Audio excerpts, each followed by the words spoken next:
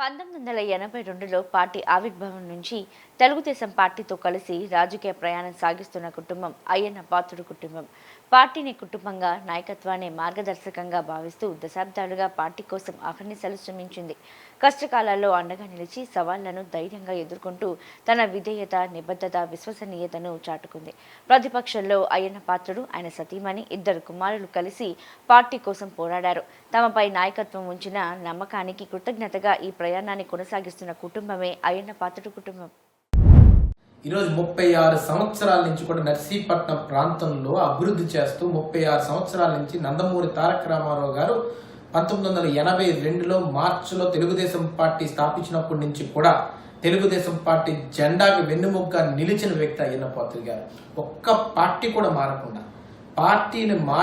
పార్టీని అంటి పెట్టుకొని ఉండి తెలుగుదేశం జెండాతోనే చచ్చిపోతాను, చచ్చిపోయినప్పుడు తెలుగుదేశం జెండా కప్పుకొనే చచ్చిపోతానని చెప్పిన ఏకైక దమ్మున్న నాయకుడు అయ్యన్న పాత్రుడు గారు.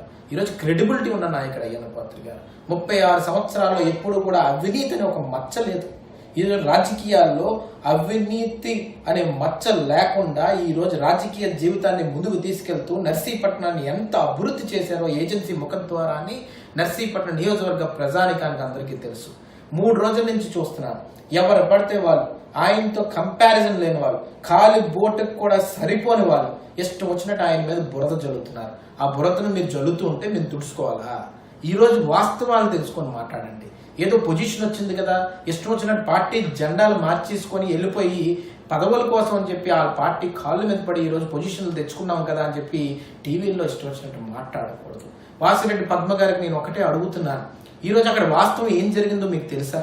ఈరోజు నేను చూశాను టీవీ 9లో, మీరు అనకాపల్లి కమిషనర్ గారు అంటున్నారు. అంటే మీకు ఇచ్చిన స్క్రిప్ట్లో అనకాపల్లి కమిషనర్ అని రాసి ఉంటారు.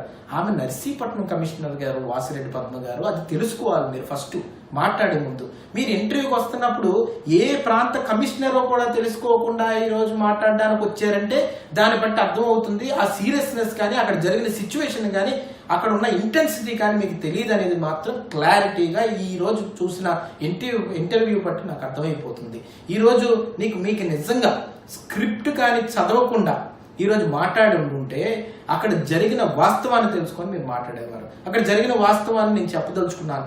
ఎందుకంటే ఈరోజు ప్రాంతంలో, నర్సీపట్నం ప్రాంతంలో అది జరిగిన సిచ్యువేషన్ నర్సీపట్నం ప్రజానికానికి ఒకలే తెలుసు. దాని మీద ఆడవాళ్ళు కూడా, నర్సీపట్నంలో మహిళలు కూడా ఎంతో మంది మాట్లాడారు. అయ్యన్న పాత్రుడు గారు మంచి వాళ్ళు, అయ్యన్న పాత్రుడు గారు అలా చేయలేదండి, మేము వాస్తవంగా అక్కడ ఉన్నామని చెప్పారు. మరి ఈవేళ ముందుగా మన నేత స్వర్గీయ శ్రీ నందమూరి తారక రామారావు గారి జన్మదినం. ఇది మనందరికీ కూడా పండగ రోజు. మరి ఈవేళ ఈ పండగ రోజు ఆంధ్ర రాష్ట్రంలో ఉన్న మన తెలుగు వాళ్ళు కాదు, అందరికీ కూడా ఇదొక మనకి పెద్ద పండగ అని చెప్పి సందర్భంలో మనం చేస్తున్నాను. సోదరులారా, నిన్న మహానాడు చూశారు మీరు తీర్మానాలు. ఆ తీర్మానాలు చూసి దౌర్భాగ్య నా కొడుకు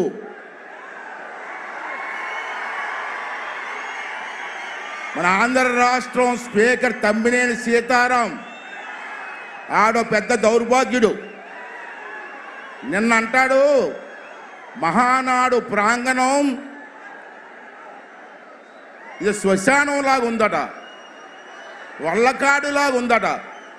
ఒక దౌర్భాగ్యుడా, రేపు వచ్చి ఎలక్షన్లో మిమ్మల్ని మీ నాయకుడిని మూట కట్టి అదే వల్లకాట్లో ఈ జనం తగలబెడతారని చెప్పి ఈ సందర్భంలో మీ అందరికీ మనం చేస్తున్నాను.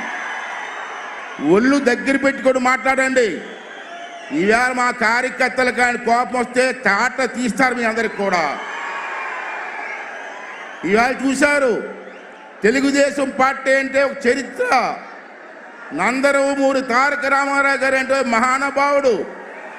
అటువంటి పార్టీలో పనిచేయడం మన అందరి తాలూకు అదృష్టం అని చెప్పి ఈ సందర్భంలో మీ అందరికీ మనం చేస్తున్నాను. నాకు చిన్న వయసులో నన్ను పిలిపించి ఎమ్మెల్యే చేశారు. 40 సంవత్సరాలుగా మహానుభావుడు వల్ల రాజకీయాల్లో ఉంటూ ప్రజలకు సేవ చేసే అవకాశం నాలాంటి వారు ఎంతో మందికి వచ్చింది ఈ పార్టీలో. రామారావు గారు ఎప్పుడు కూడా వెనకబడిన జాతుల కోసం, ఎస్సీ, ఎస్టీ, బీసీలు అలాగే మైనారిటీల కోసం తప్పించినటువంటి మహనీయుడు నందమూరి తారక రామారావు గారు అని చెప్పి ఈ సందర్భంలో మనం చేస్తాం.